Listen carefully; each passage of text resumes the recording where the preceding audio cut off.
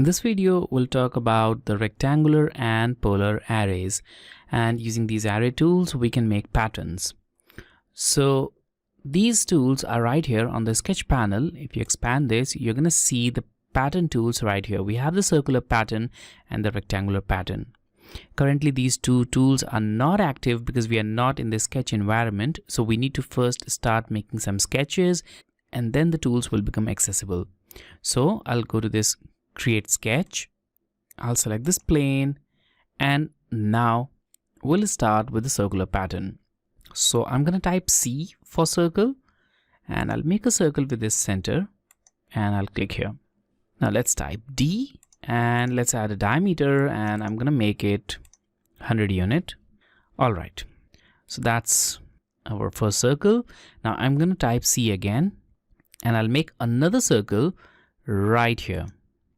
And this time I'll add the diameter of, so I'm going to type D and I'll add a diameter of 16 unit. All right. Now we'll try to make a pattern of this circle along this circular path, but we don't want to make the pattern of this complete circle. Instead, we just want this half of the circle. So I'll first trim it and I'll trim this part because we only want this part of the drawing. So I'll press escape and now we are ready to make our pattern. So I'll go to sketch and circular pattern and now we need to select the objects. So we need to select these two. I'll make this window so that this arc and this center is selected. So we have the objects selected. Now click on center point and specify the center about which you want to make this circular pattern. In this case, I want to make the circular pattern about this center. So I'll select the center, it's selected, and look at this. The pattern is added with 3 objects, but we want to add even more objects here, not just 3. So I'll just increase the number to 15. So here in the quantity, just go to 15, type the value and look at this. Now we have 15 objects about that circle. Now this number is also big, so I'm going to change it to 12. That's what we want. This looks good and I'm going to keep this value. Now we also have some other options here. For example, if you don't want to make this pattern along this complete path, then you can also select from this type drop down other options like angle, and now you can specify an angle up to which you want to add the pattern. You can specify the angle by moving this arrow, or you can type in the value right here. So it's 285 degrees. You can also type the value here.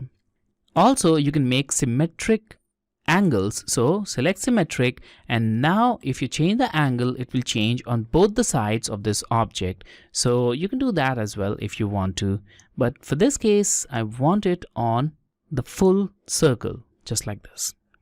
We also have a suppress checkbox.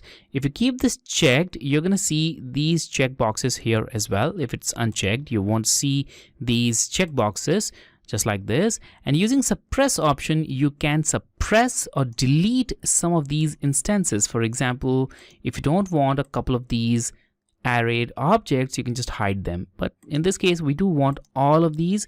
So I'm going to just keep every single instance of this active. And now I'll click on OK. And here is the pattern, the circular pattern. Now we will also make a pattern from this part. So I'll go to sketch, trim, and I'll once again trim this part and then I'll carefully trim this part. Now we want to make a pattern of this arc. So I'm going to select this one and I'll delete it.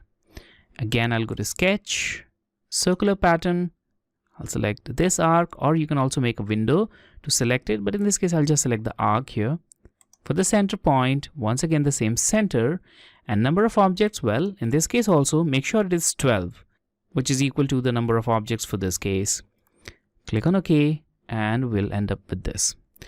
So just by using a couple of steps and a few options from circular array, you can make this kind of shape, which will otherwise take quite a long time to make without using the circular array tool.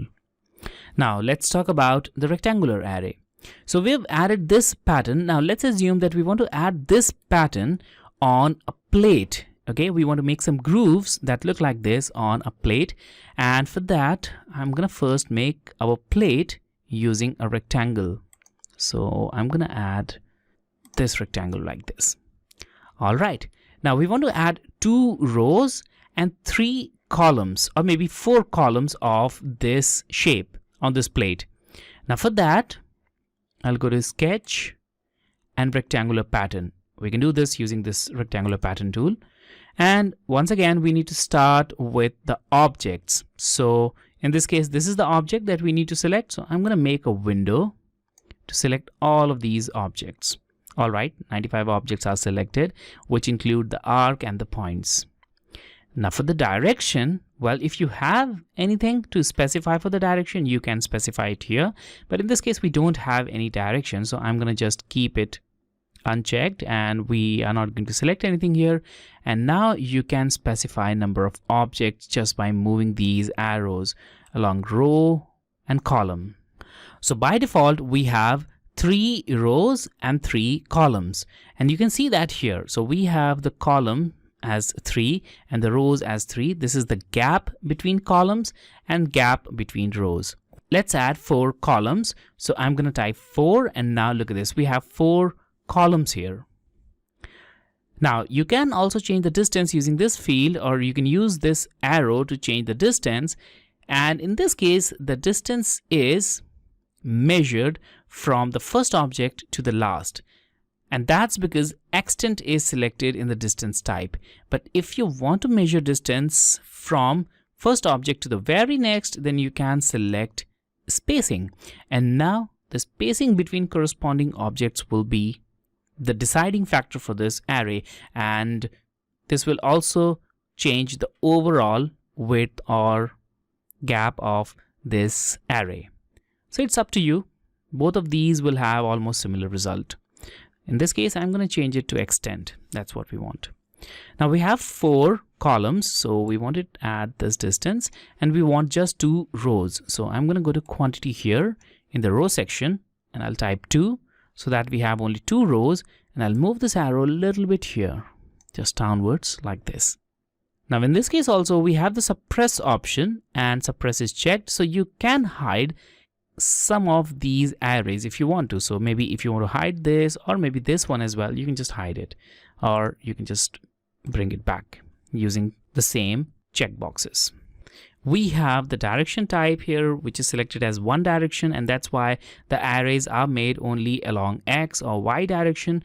But if you want to make it in both the sides, in both the direction, in the positive X and negative X, in the positive Y and negative Y, you can select symmetric. And now for this column, this one is for column, you can add number of objects on both the sides. So now it's not only adding the objects to the right, but it's also adding it to the left. And if you change it to maybe 5, you can clearly see that it will change the number of objects symmetrically with respect to the main object. But in this case, we don't want to do that. We just want it on single direction. So I'll just change it to single direction, and I'll change number of objects to 4. And we'll move it here. All right. And now I'll click on OK. So that's our rectangular array. Now about that plate. So I'm going to go to Stop Sketch, and quickly I'll just extrude this one. So I'll go to Extrude. I'll select this part, and I'll give it some height, and OK. And we have the plate that we wanted here. So in this way, you can use the circular pattern or the circular array and the rectangular pattern or the rectangular array tool.